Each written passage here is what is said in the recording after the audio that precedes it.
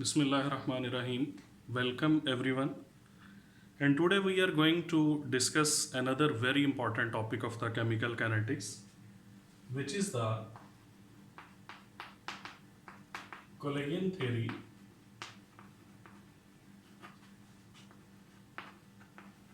and rate of reaction. According to Colign theory, reactants change to products during any reaction because of the collisions between the reactant molecules. So according to Colign theory, the reactants molecules collide together and after the collisions they are changed to the products. But all the collisions do not result in this change. There are some collisions in which the reactant molecules collide and bounce back unchanged. These collisions are called as ineffective collisions. And there are collisions in which the reactant molecules collide and then they are changed to the products. These are called as the effective collisions. A question arises that what makes some collision effective or ineffective? Actually, there are two factors. Number one is the activation energy, and number two is the proper collision orientation. These are the two conditions, both of them should be fulfilled for a collision to be effective. What is activation energy? It is the minimum amount of the energy in addition to the average kinetic energy. You know, all the molecules of a system, they possess some energy, kinetic energy, which is called as their average kinetic energy. So activation energy is an additional energy other than the average kinetic energy, which is required for the molecules to undergo the effective collision and change to the products. So that is the minimum amount of the energy which the reactant molecules must possess for the effective collision. And second is the proper orientation. Proper collision orientation, or simply proper orientation. It means that those atoms must collide with one another between which bond formation can take place. For example, there are A molecules and B molecules in a system. They approach each other, then they collide with one another. When they collide, first of all, they form an unstable state.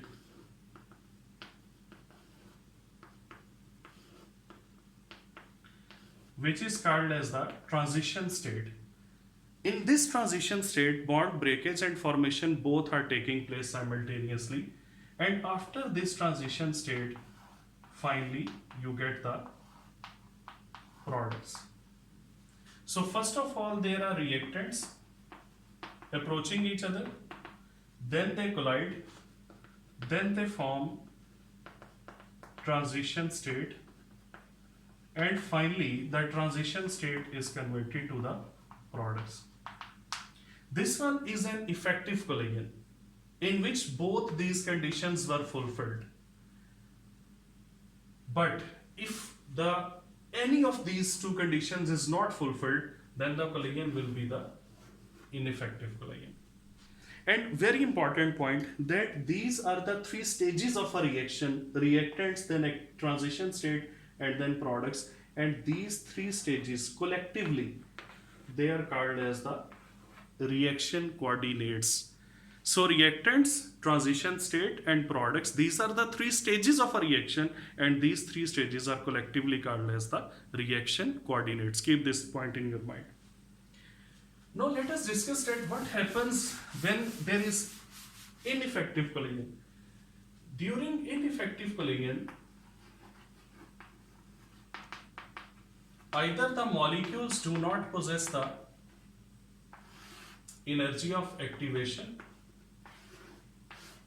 and if the molecules have energy of activation, or they have energy, kinetic energy greater than the activation energy, but still the collision is ineffective, it means that the collision is not in the proper orientation. Just like if these are two molecules A and B molecules, they approach each other.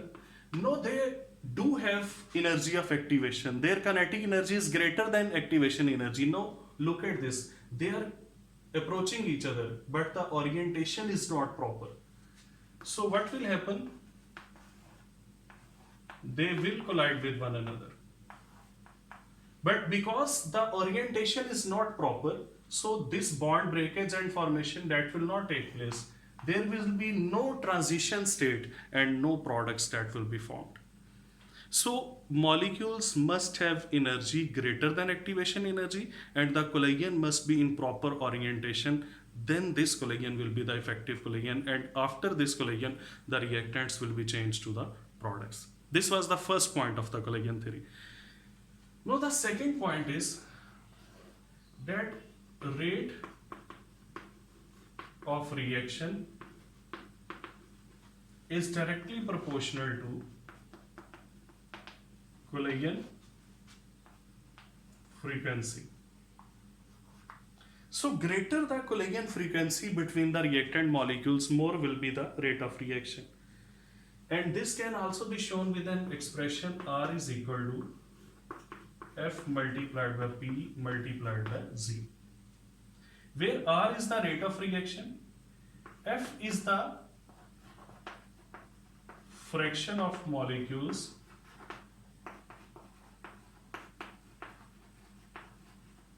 having energy greater than activation energy. P is the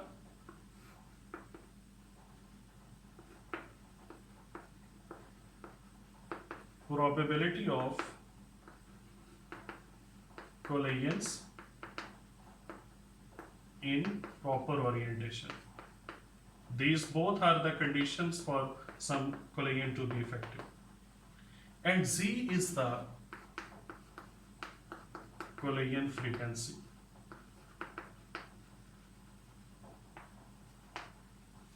So this one is a mathematical form of the collision theory, that greater the fraction of molecules having energy more than energy of activation, greater the proper orientation, and greater their collision frequency will result in the high rate of the reaction or high speed of the reaction. Now,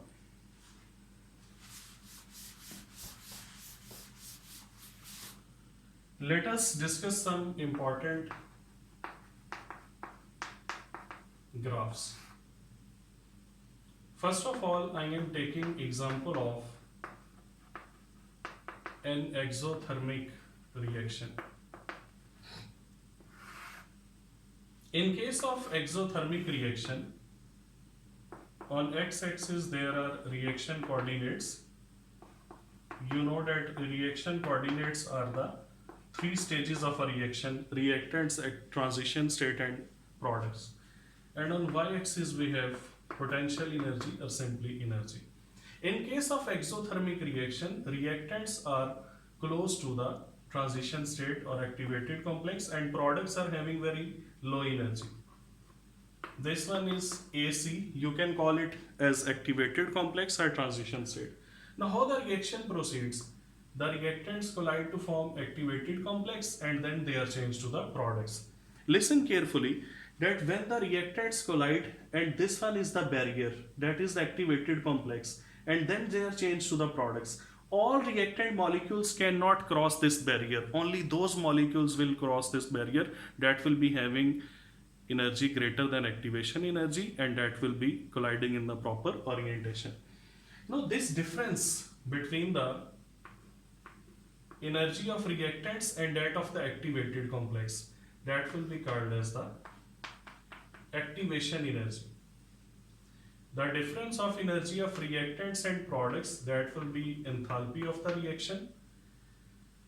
So if you are dealing the reaction in the forward direction, then this one will be the energy of activation of forward direction. But if you will consider this reaction in the reverse direction, then in the reverse direction the products will become the reactants, because in the reverse direction products become reactants.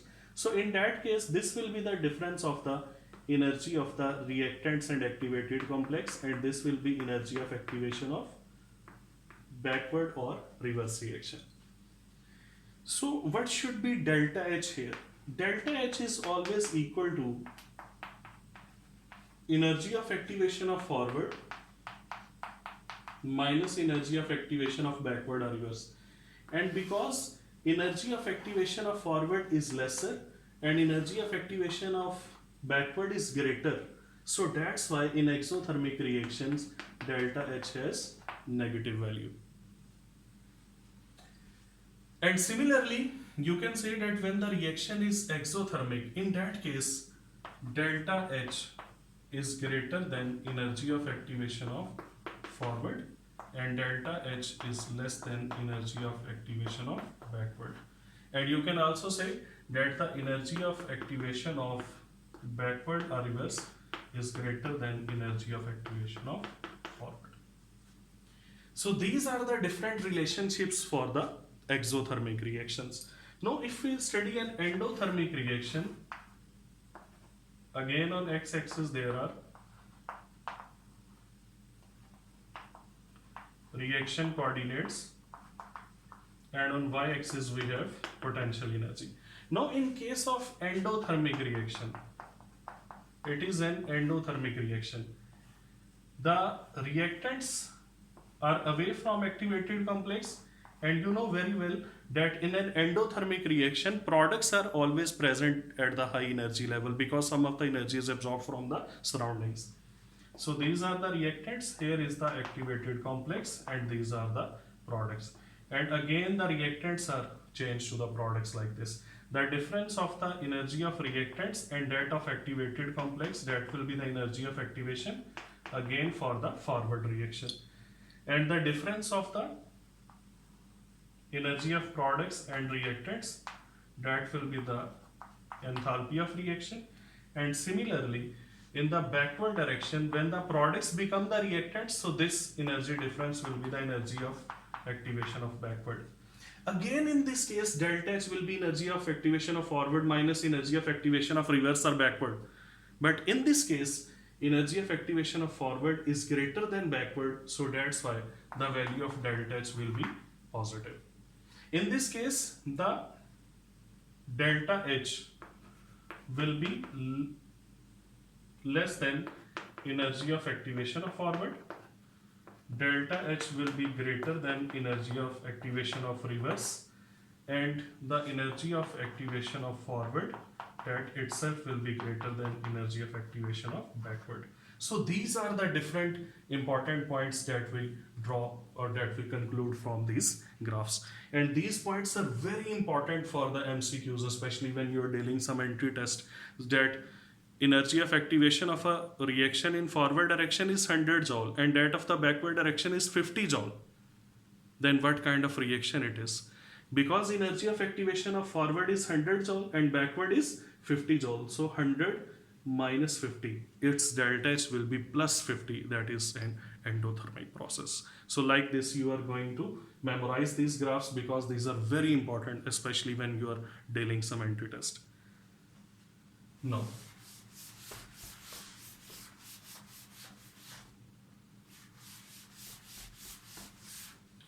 what is the effect of temperature and rate of reaction?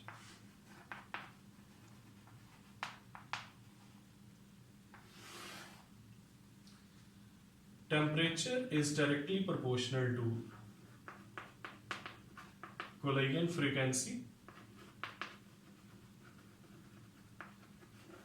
and that is directly proportional to rate of reaction. And this is true in case of all the reactions, whether the reactions are exothermic or the reactions are endothermic. That will be true in all cases. So that's why we say that increasing the temperature also increases the rate of reaction. And experimentally it is found that increase in 10-degree temperature increases rate of reaction 2 times. This one is experimentally found that when you increase the temperature by 10 degrees, whether 10 degrees here 10 Kelvin, when we are dealing the change in temperature, both will be same. So when you change the or increase the temperature by 10 degrees, it makes the reaction speed double. And we deal with a factor which is called as temperature coefficient. Temperature coefficient is actually the ratio between the rate constants for two temperatures having difference of 10 degree. So if you are taking the ratio of the rate constants at two different temperatures and the difference of temperature should be equal to 10 degrees, then this ratio that will be called as the temperature coefficient. You can write it down in the form of degrees, or you can say K 308 divided by K 298. So if you will take the ratio of the rate constants at two different temperatures, but the condition is that the difference of temperature should be equal to 10 degrees, then this ratio will be called as the temperature coefficient. So keep this point, that it is very important, because from this point we again perform different mathematical calculations. Now, why increasing the temperature increases the collision frequency? Because when we increase the temperature, more molecules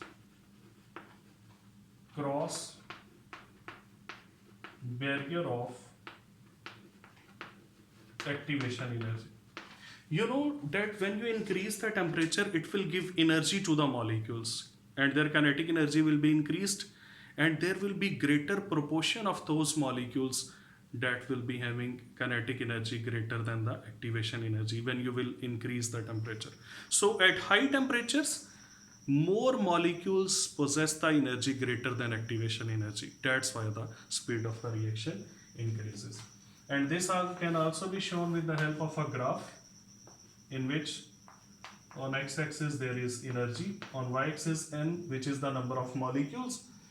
So if this one is the barrier, this one is the activation energy, and all those molecules having energy greater than this barrier, they will be involved in the reaction.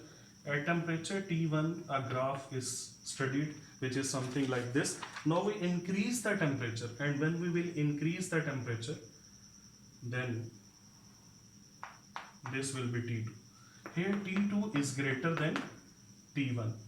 Now in this case, this one is the fraction of the molecules. This shaded area shows the fraction of the molecules that have energy greater than activation energy. So they at T1, these molecules will take part in the reaction. But when you will increase the temperature, then this shaded area will also increase, which will show that at high temperatures, greater number of molecules will cross or will have energy greater than activation energy, and they will take part in the reaction. So simply saying that at low temperature, lesser number of molecules take part in the reaction. At higher temperature, more number of molecules take part in the reaction. So this was the effect of the temperature on the rate of the reaction. Now,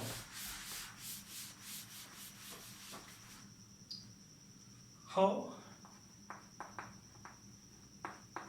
activation energy is calculated? How can we calculate the activation energy of any reaction? In 1889, there was a scientist, Arrhenius. He derived a relation which is now known as Arrhenius equation, according to which K is equal to AE minus EA over This K is the rate constant, A is the Arrhenius constant, and it is an experimentally determined quantity. E is the base of natural log, EA is the activation energy, R is the general gas constant, and T is the absolute temperature. This relationship is called as Arrhenius equation. According to this Arrhenius equation, K is directly proportional to T and K is inversely proportional to activation energy, because here negative sign is present. If you will simply watch this relationship or see this relationship, you will find that K is directly proportional to activation energy and inversely proportional to temperature.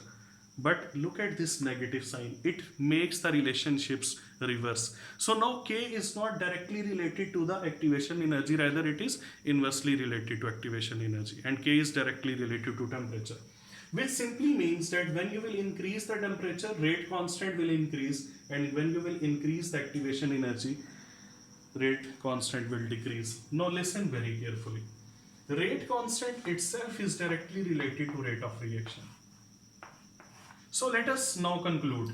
When you will increase the temperature, that will increase the rate constant, and this will result in the increase in the rate of reaction. And when the activation energy is increased, this decreases the rate constant, and ultimately it decreases the rate of reaction.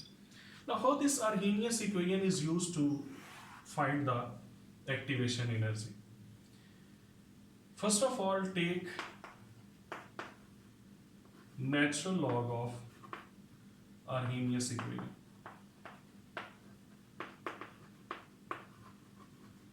So when you will take its natural log, it will come out to be natural log of K is equal to natural log of A E minus EA over RT.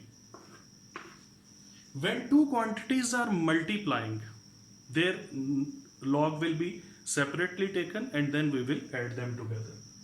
So we will say that natural log of K is equal to natural log of A plus, we will write down the exponent before log, RT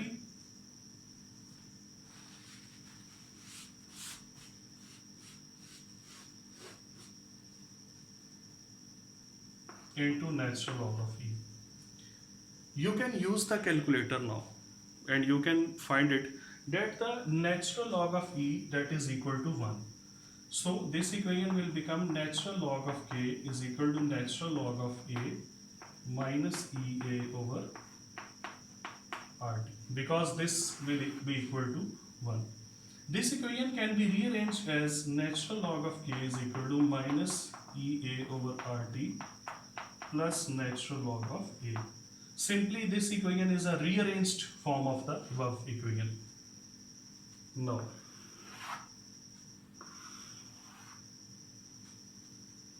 you must know that natural log is equal to 2.303 normal log. It is a mathematical relationship simply.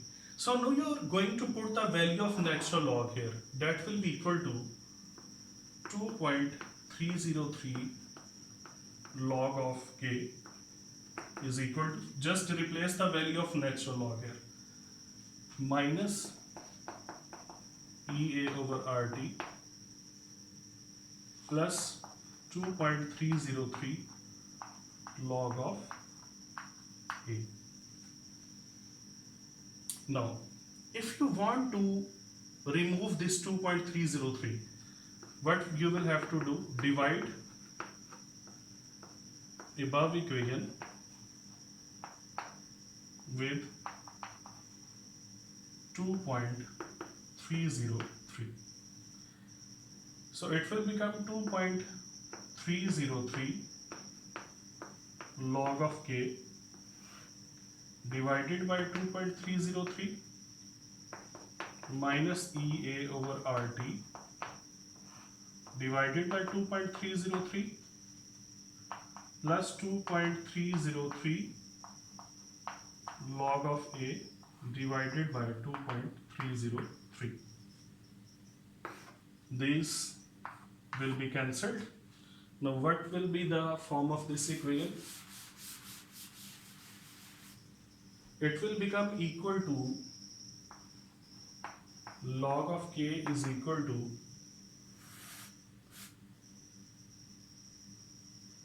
minus EA over 2.303 RT, because this will multiply with RT, plus log of A. I can also rearrange it. Log of K is equal to minus EA over 2.303 R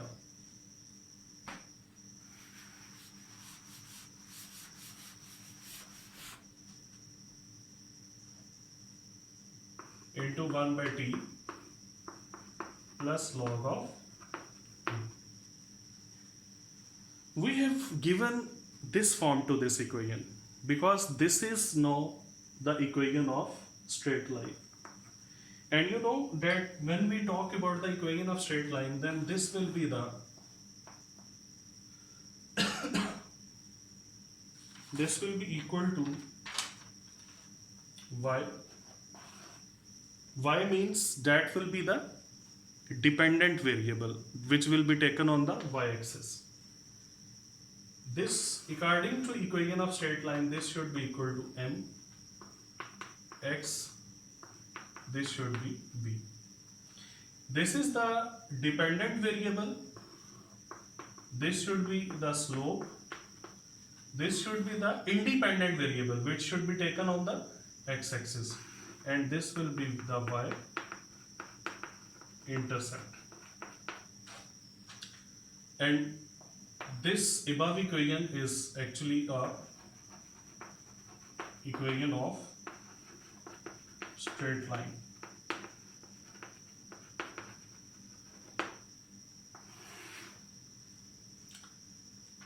And when we will draw graph according to this equation, on x-axis we will take 1 by t, on y-axis we will take log of k. A graph is drawn which comes out to be something like this. Here you can see that this is the theta and this theta is greater than 90 degree. When theta is greater than 90 degree, at that point tan theta is always negative. And you know tan theta is actually slope. So that's why the slope of this equation or slope of this graph, that will be -1. And starting from origin to this point, this will be this b, y-intercept, log of a. So what should be the slope? The slope should be equal to, look at this now please, the slope should be equal to minus energy of activation divided by 2.303 R. What should be energy of activation? Energy of activation will be equal to minus slope multiplied by 2.303 R.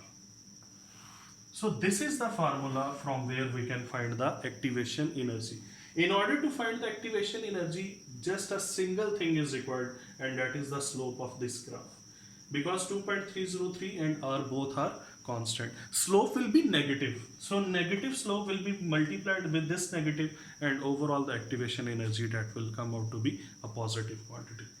And when you will calculate the units of this slope, that will be equal to Kelvin. So the units of the slope are Kelvin, and they are same as that of the absolute temperature. This is how the activation energy for any reaction is determined. So there is a question in the mind of the people that how the activation energy of any reaction is calculated. So we calculate the activation energy by using the Arrhenius equation. And sometimes we study a reaction at two different temperatures, T1 and T2, and we take their two rate constants K1 and K2, and then comparing them we can also find the energy of activation. So both are the correct. That study the reaction at two different temperatures, measure two different rate constant, and then you can find the activation energy. Both methods they are used. Now the last thing, what is the effect of catalyst actually on the energy of activation? Effect of catalyst on activation energy.